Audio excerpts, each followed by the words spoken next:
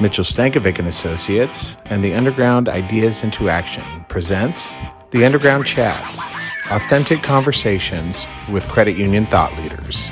Today's chat, Diversity and Development, with John Pembroke, President and CEO of CUES. Okay, hi John, good morning. How are you? How are things going? I know I want to understand a little bit more about your journey. You've had both for-profit and not-for-profit experience. So can you describe that, what your career has been like for our audience? Sure. So I've had a unique journey, but I truly believe that it has prepared me for where I am right now. I got my first exposure to business in the credit union at my father's church on the south side of Chicago. My senior year in high school, for the month of May, versus go to school, we had to secure an internship in a field of interest. And I was good at math, so I said, let me try my hand at business. And my father offered the opportunity at the credit union. And that's where it all started. From there, went to college out east in Philadelphia at the University of Pennsylvania, Wharton School of Business, studied finance, went into banking, worked for what was then called Continental Bank, and eventually got acquired by Bank of America. As I tell people, I saw the light and decided that there was more to business than finance. I wanted to understand those other areas and went back to business school. Went to the University of Chicago, Booth School of Business, got my MBA actually in marketing and strategy, and came out a marketer and worked in brand management with Procter and Gamble for several years, focused on the Downy and Bounce fabric softener businesses, which is quite different from financial services, but great learning, great experience, really developed me and set a good foundation, not just in understanding consumer behavior and acting on it, but overall business strategy, good business fundamentals, etc.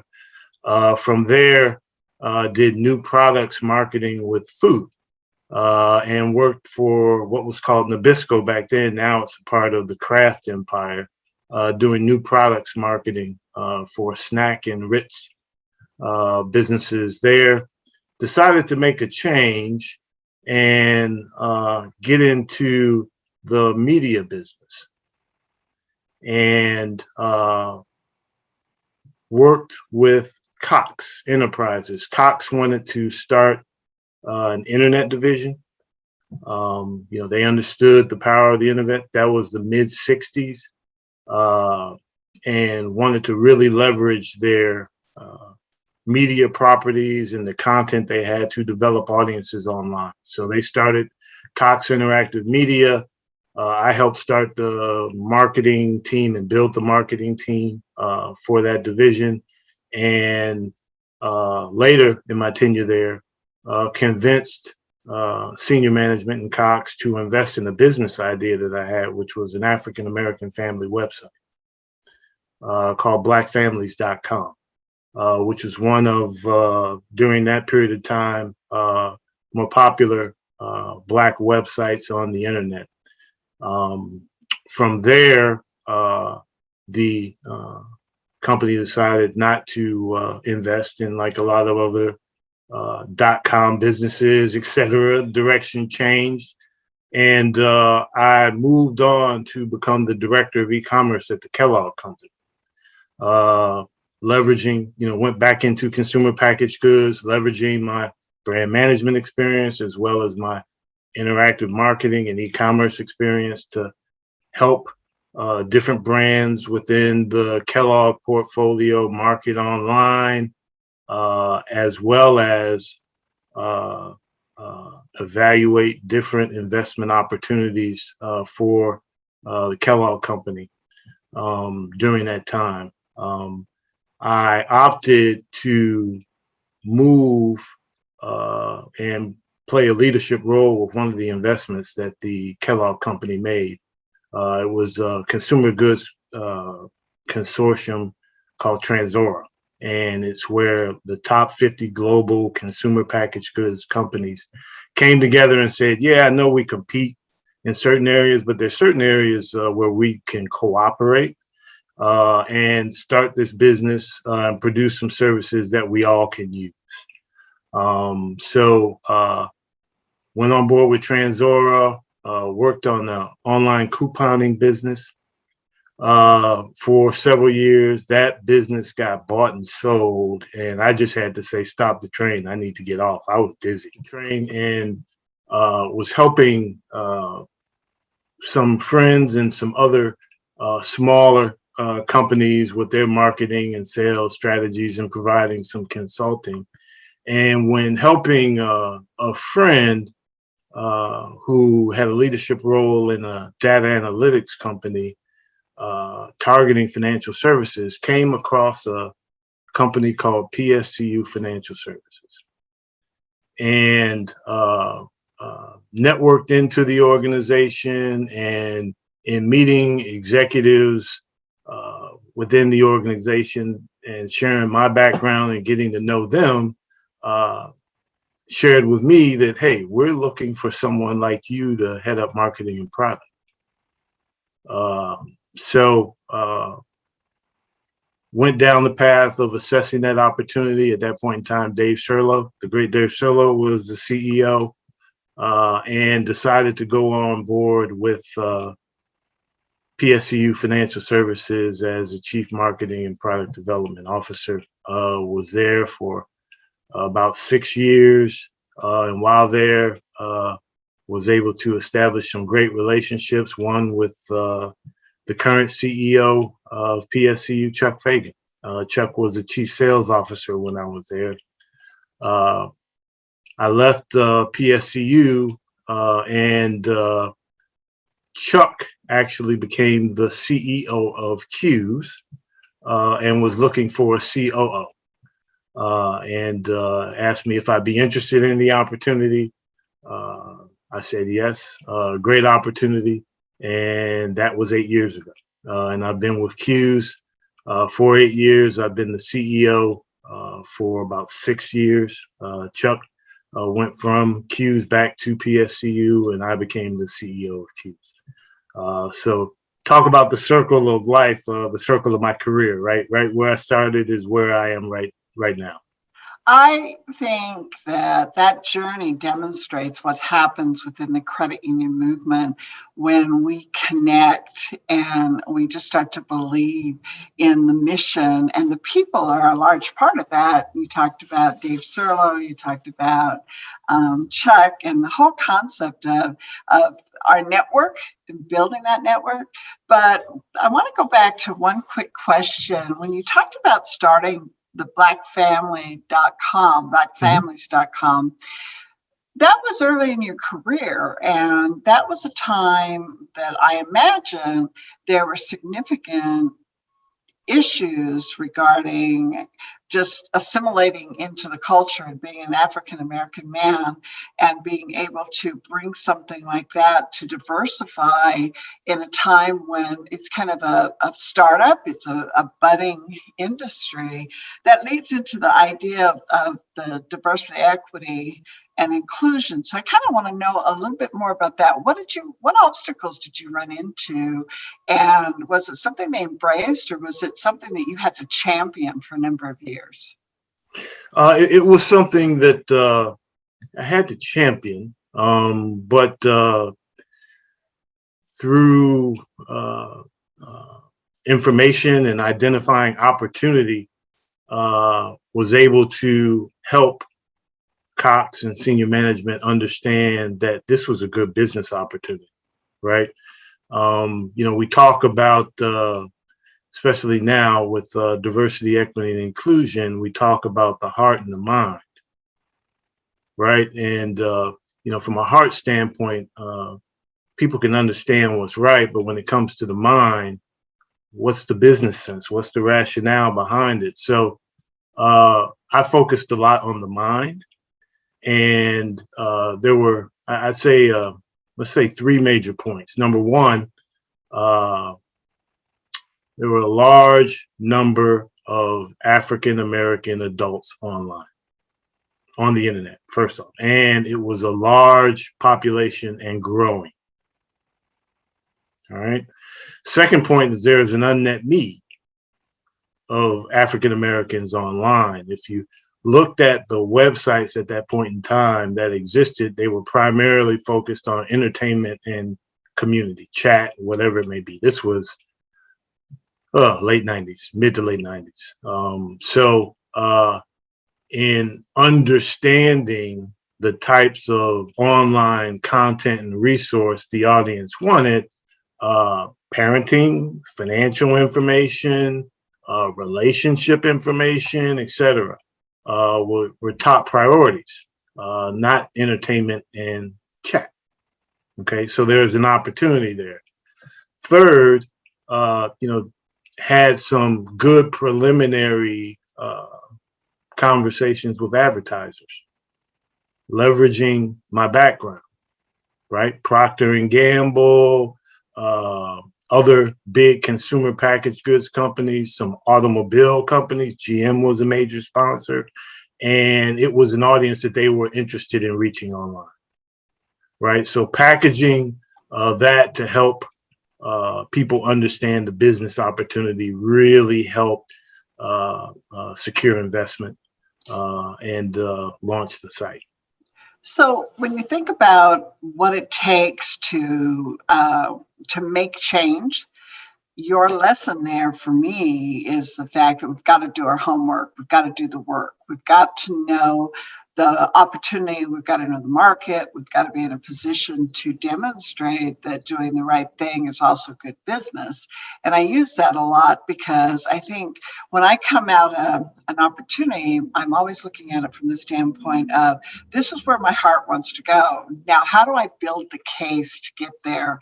And metrics and analytics and all the things that you mentioned throughout your career, bringing that background together and then using your contacts to help you launch. I think that's an incredible. How do we break down boundaries? How do we bridge gaps? We do it through hard work and literally being prepared.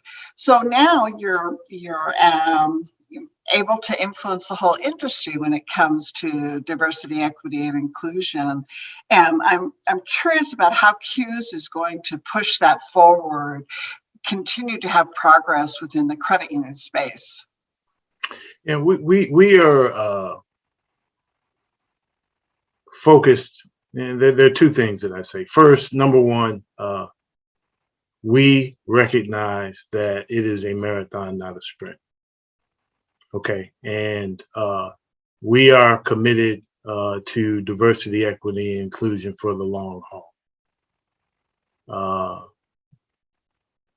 The second thing that I would say is we want to put our members in a position to act, learn and act, right? That's what we're known for. So we've developed resources, whether it's online learning, certificate programs, content that really help leaders and boards within the industry understand diversity, equity, and inclusion, understand the opportunity that exists, understand challenges that exist today to really move forward, make progress, and move the needle, and make diversity, equity, and inclusion a reality within our industry and within our society. So our company was one of the largest mystery shopping companies for credit unions. We actually worked with banks and developed that whole concept. And so back in the 90s as well, we created a scenario around bias. And we went in as mystery shoppers or secret shoppers to check on relationships and to see how organizations were doing fair lending and ensuring that the equal opportunity from an employment standpoint. And I look at that early work, if you will, that we were doing to get to the core of some of the issues, because you just identified the educational side, the content, the training. We wanted to get to the source of what was taking place so we could then use the tools that you're referring to. And some of the stories that remain in my head from those times activated and continued to build my commitment to the governing board that you and I are supporting right now with the DEI Collective. I believe that identifying behavior and then having the educational resources to be able to learn and then to be able to act is a very important model. So thank you for sharing that, because I do believe that we have to learn and then we have to act, and we also have to go back to the root cause, identify the issues. So when you look at 2020 and going into 2021, I already feel like we're planning for 2022. And you mentioned that you're getting ready for strategic planning. That's literally going to take up my summer now. When you look to the years ahead, what kind of progress do you think you can make? I think we can make great progress. And I say that for a few reasons. Number one, I think in our industry, leaders are responding. They're going beyond the commitment, the words, and they're starting to act. And, anecdotally, I can share that with you when I look at some of the resources that we've developed, right? So, for example, we, in conjunction with Cornell University, launched an online DEI certificate program. First session sold out. We're offering another session this year by popular demand. When I look at the online learning that we developed through our learning portal and other things, as far as the topics that are the most used, it's in the DEI space. This year we are launching, we are known for our awards, right? So we have Distinguished Director Award, we have Outstanding Chief Executive Award. Well, this year we're launching a DEI award called the Catalyst for Change Award. And we received numerous applications from different credit unions that highlight the work that's being done. So, it's clear to me that people, credit unions are acting. What I want to make sure and what I want to leverage and what we want to make sure of at CUES is that the level of awareness and the commitment is ongoing. If you think about it, this is a 350 to 400 year problem that's been going on. So for us to think that a year or 18 months is going to solve it is not the right way to think about it. It's going to take an ongoing commitment, and we also have to think about how far we have to go and what it's going to take to be there. So, we want to make sure that we are there for the long haul, as well as putting our members in the position to act and really focus on long-term substantive change. It's so heartwarming to know that you're looking at it both from what can I do today, how can I act today, but also this is one step in a very long journey that we're going to have to keep focused on, because our destination is going to be ever changing. It's not something that we could talk about today and say, here, if we achieve this, we will have won the war. I was thinking as you were talking about the grassroots part of this journey. And I'm an NBA fan. I'm a Laker fan. And when they did the bubble, and we saw how the events of George Floyd and how they used their strategic influence to be able to make change and to literally say, we want our stadiums, we want to be out there, we want people to be able to vote and people to be able to stand up. I look at those actions and I think, okay, so let's keep that going. Right? We can't, with that momentum that's happening that may have been, sparked by tragedy, we have to figure out ways to keep it going. And that's what you're doing. You're looking at the long term. And I find that very exciting. So if you were to say to the leaders out there, what are the ideas that they have to put in action? Do you have a couple to share with me? Sure. I'll share two. Number one, leaders need to have a talent development strategy and plan. If you think of, and let's focus on credit unions, and it's common across a lot of other industries and businesses as well. Think about the amount of investment that you have in people, just from a compensation standpoint, salaries and benefits. My guess is it's one of your top expenses. Now, think about the plans, the programs, the emphasis you put on developing your people, retaining your people. Okay. Talent development plan that is focused on that, as well as being aligned with your business strategy, I think is a business imperative. Juxtapose that to all the planning and programs and analysis that goes against technology, against capital. If you look at it from a number standpoint, I guarantee it's comparable. So having a solid talent development strategy and plan. The second thing that I would suggest, and this is focused on diversity, equity, inclusion, is if you don't have it already, establishing and launching an internal diversity, equity, and inclusion team, and making sure that it's cross-functional, that it's not just isolated in a certain function or business unit, but that it spans, the membership of that team spans your organization. At the end of the day, the goal is to have DEI baked into the DNA of your organization. And a good way to start is with a cross-functional DEI team.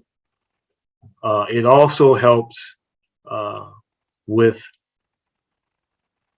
developing, promoting an inclusive work environment and culture, which is key. We just had a podcast, and the gentleman's name escapes me, but he's the head of the Canadian Center for Diversity and Inclusion, which is based in Toronto. And, he said, and I'm borrowing this, he said, diversity is our strength, but inclusion is our superpower. Okay. It's really what makes things hum, happen, progress.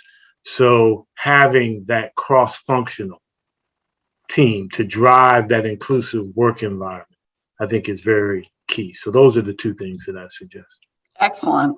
I look at it as diversity of thought, and we cannot be inclusive if we exclude people.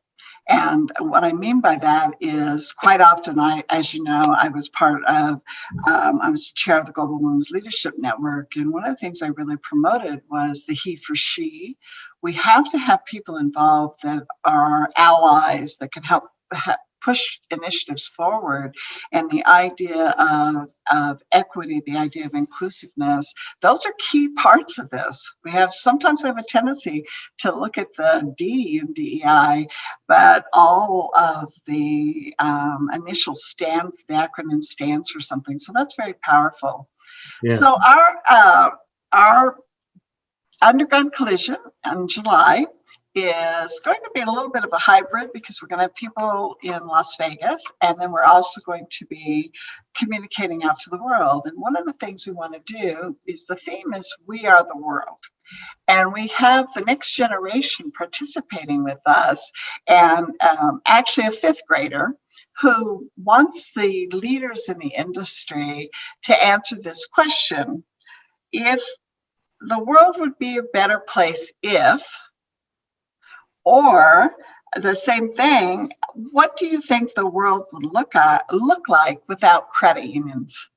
Can you speak to that? Sure. It's interesting. I like the fact that you are involving children in the effort. That's great. Exposure at an early age, I think, is a very positive thing. And to answer the first question, the world will be better if, it reminds me of something my grandmother always shared with me. And she always told me, you have 2 ears and 1 mouth for a reason. You should listen more than you talk. And I think the world will be better if we have more listeners. We aren't listening to each other. And I think that's a good place to start. Secondly, along with listeners, I think we need more critical thinkers. Rather than buying into beliefs that have been passed down over generations, rather than buying into things that we hear on television or other media channels repeatedly, and assuming that they are facts and is what we should believe in. If people really, and all people, really thought about their situation, thought about the information being presented to them, and acted on that, I think we'd be in a much better place. Well, thank you, John. I want to add a quick little story of the children. My 11-year-old grandson was in a bookstore, and he picked up a book that said, "Women Will Change the World." And he turned around to my daughter and he said, let's buy 2 copies of this so we can give it to my cousins. There's 2, he has 2 cousins that are girls. And she looked at her, she says, "Oh, that's a great idea. Do you think that they'll enjoy reading that?" And he says, "Well, the world is already changed by women." And I just love the idea that baked into the DNA, that we have this next generation that's exposed to all of this and can be critical in the way they look at it. And so if we can open those eyes, maybe that'll help us with our journey. So yeah, and I also very hopeful with the future. I do a lot of mentor work, not just with younger generations, but with all types of individuals. But I do a lot with younger people, and their intelligence, their resourcefulness, what they're being exposed to is just incredible. And it really provides a sense of hope for me about the future, as well as future citizens and leadership here within our country and across North America and the world. So that provides a sense of hope for me as well.